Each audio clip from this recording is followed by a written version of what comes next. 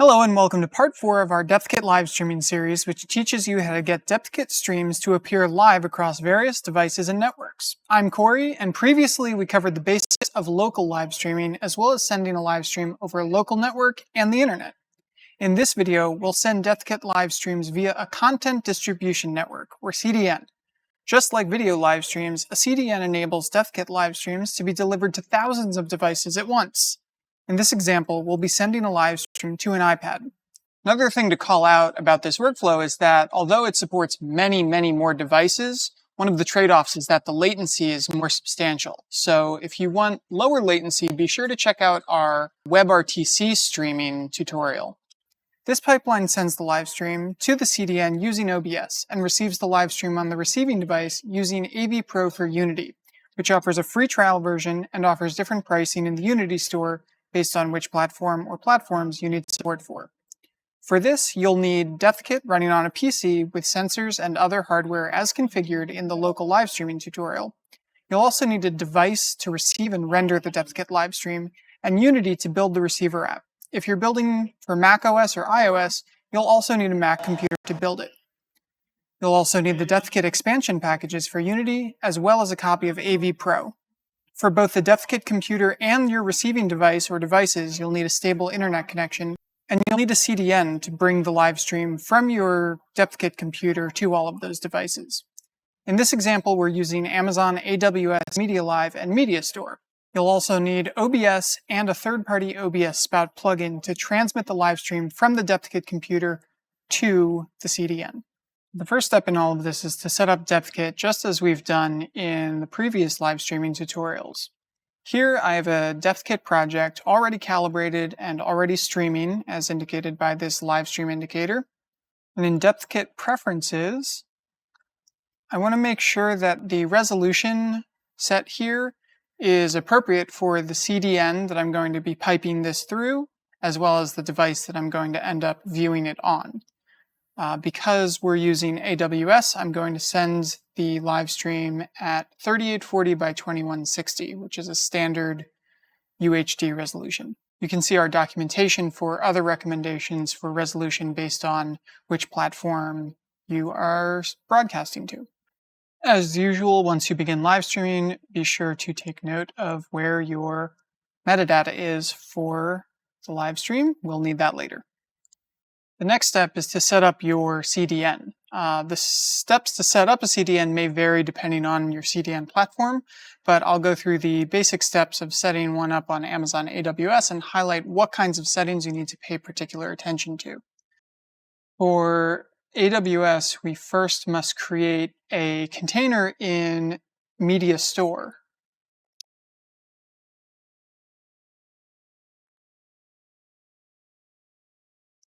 Okay, so I've created my container. I'm going to open it, and under the Container Policy tab, I actually need to edit this. And in our documentation, we have an example of the JSON that you need to paste here. Copy this, go into Notepad, paste it, and then we need to replace a few things here. Our customer number needs to be our customer number.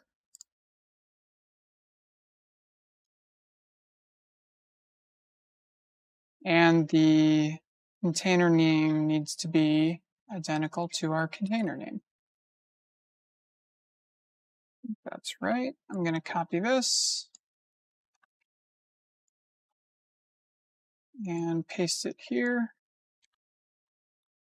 Save. In this info box, copy the data endpoint URL and just paste that and keep it somewhere handy.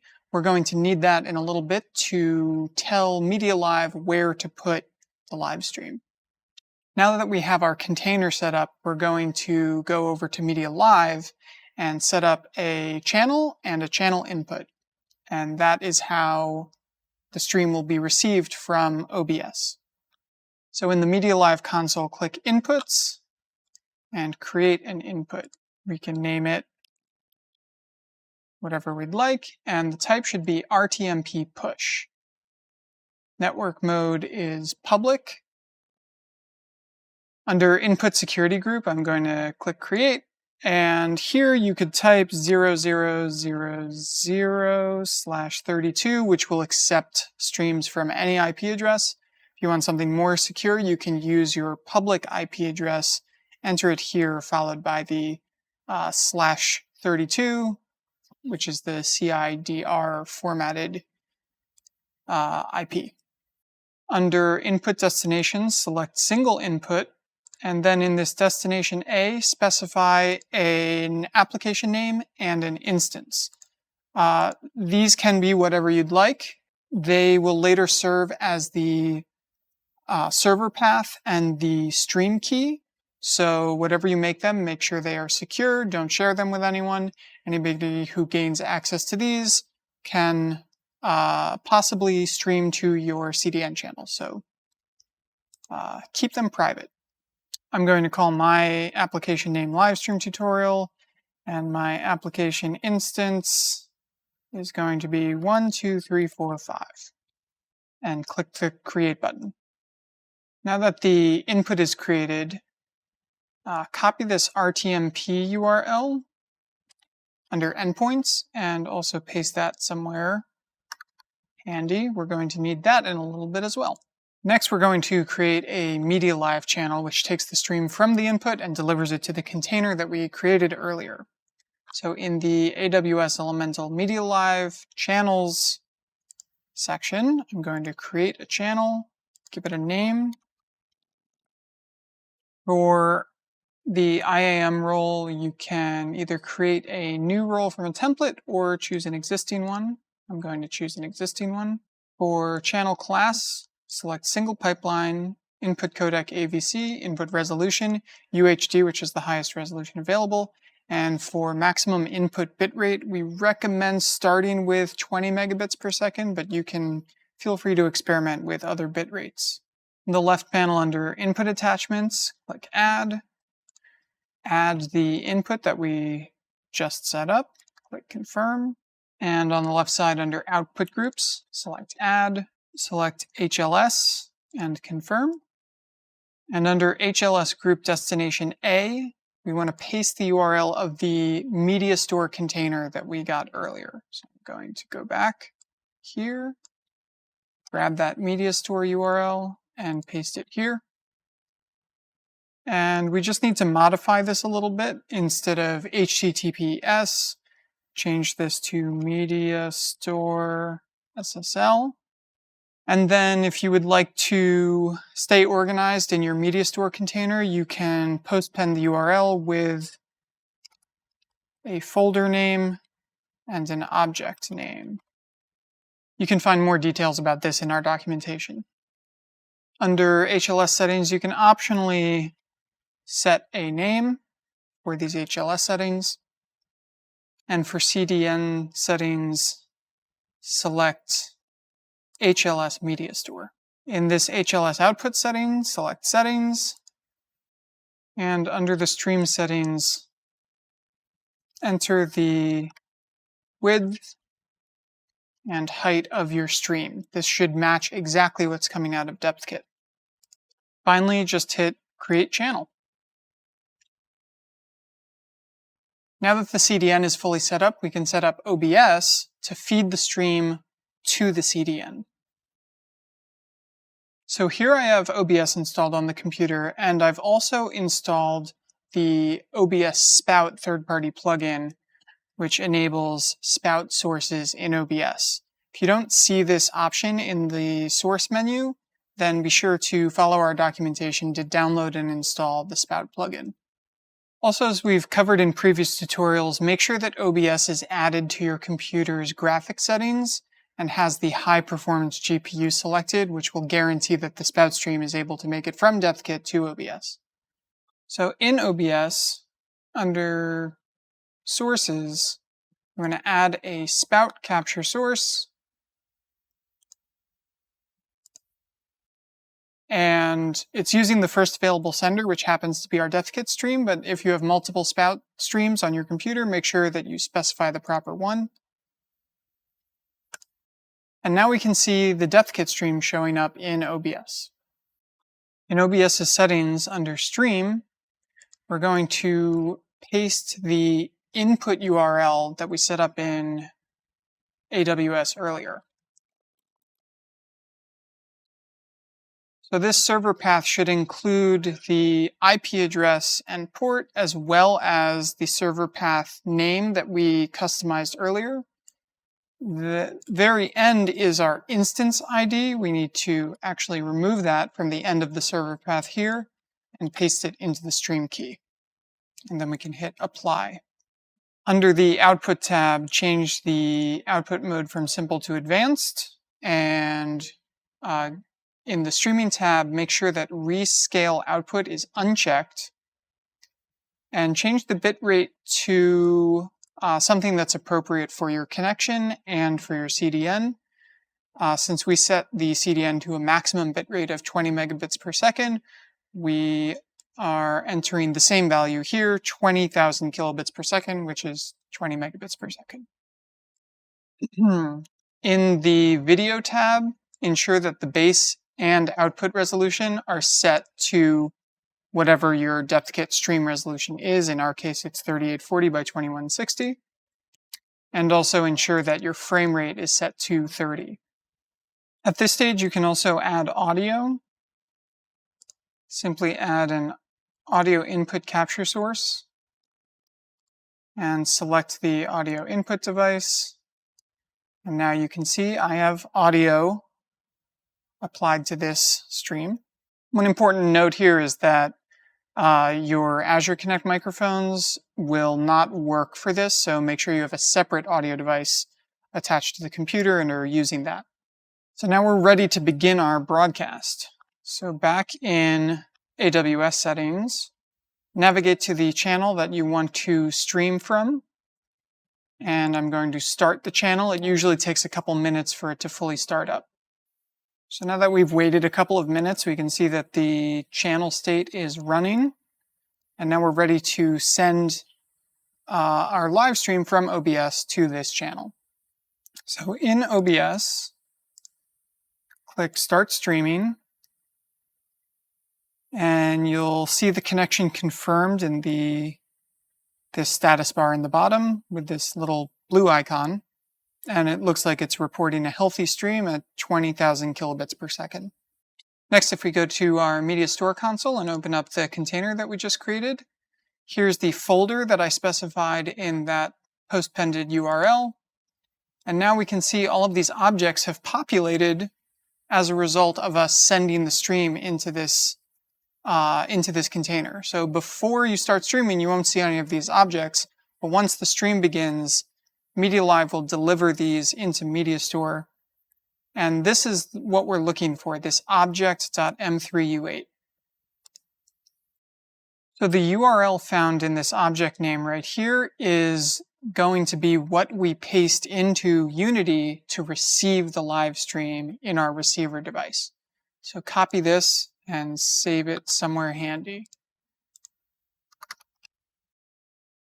You can also confirm that your stream is live by copying this URL and pasting it into a media player like VLC. So I'm going to open up a network stream, paste it, hit play, and now you can see our live stream is coming through the internet and playing back in VLC. So now that we've set all of that up and we're streaming from our Depthkit PC and have confirmed that the live stream is making it through our CDN, all the way to that endpoint URL, we can now go and build our receiver app in Unity. So to create your live stream receiver in Unity, create a new project in a supported version. And because I'm building to an iPad, I'm on a Mac and I've added iOS platform support, configured the build settings per Unity's documentation, and installed the required packages to create an AR app for iOS. Be sure to follow the documentation for your device to set up Unity appropriately.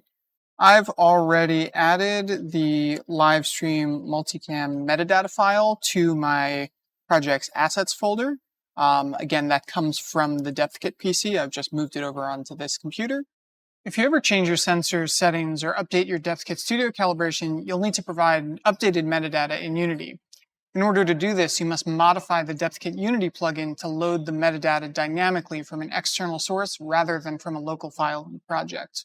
And the next step is to add the AV Pro player to your Unity project.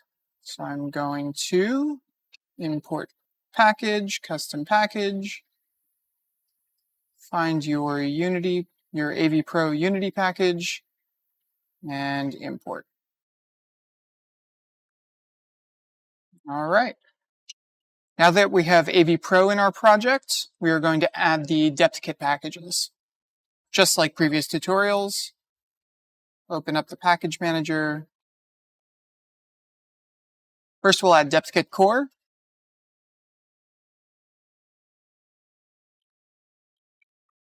Next, we'll add Depthkit Studio. And at this point, if I were in the scriptable render pipelines, I would add the Depthkit Core and Depthkit Studio shader graph or visual effects graph plugins. We don't need those because we're in the built-in pipeline. And also, if you're using the Depthkit Studio Lite renderer, add the Studio Lite packages. We're building to an iOS device, so we actually don't need those. We'll use the standard renderer here. One more package that we do need to add is the Depthkit AV Pro package.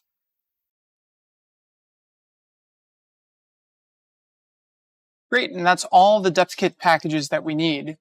We actually do not need the Depthkit Live package, as that only takes in a spout stream, and we're going to be using AV Pro to receive the live stream. So as in previous tutorials, we can create a Depthkit object. And before I add the Depthkit Studio look, I'm going to change the video player here to AV Pro. That's going to swap the video player component with the AV Pro media player component, which we'll be using. Now I'll add the Depthkit look. Next, let's configure the Depthkit object. First, I'm going to connect the metadata, and we can disable the poster. And in the media player component, we need to connect this media player to the source of our live stream that's in our CDN. So I'm going to change media source to path, change this drop down to absolute path or URL. And then for the URL, I'm going to go to my CDN and copy that endpoint URL. So this object.m3u8, this is the media player URL that we need to connect to AV Pro. So I'm going to paste that in and click load. So in OBS on the Depthkit computer, I've recorded the live stream, and I'm actually playing that back as a video, which is why you're seeing a recording of me here. Once we have this all set up, I'm going to change that on the Depthkit computer in OBS from the pre-recorded video to the live stream that's coming out of Depthkit. Next, as in previous tutorials, I'm going to configure my Depthkit asset by adjusting the bounding box, setting the surface buffer, and changing some of the mesh reconstruction settings. Also, if your Depthkit asset is frozen, make sure that your game view is visible. Sometimes AV Pro will freeze if game view is not visible in your user interface.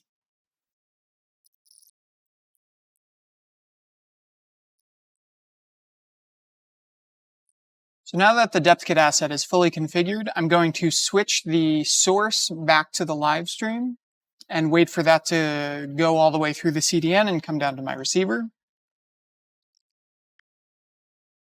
Great, so now my receiver is receiving the live stream, and I'm going to step into the stage to test and make sure that it is in fact receiving me live.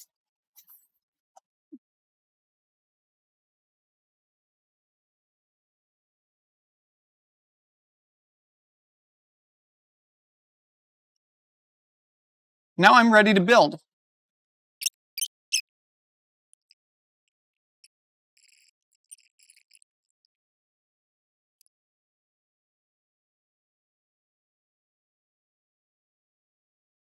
Now that our iOS app is built, we can take a look at it on the iPad.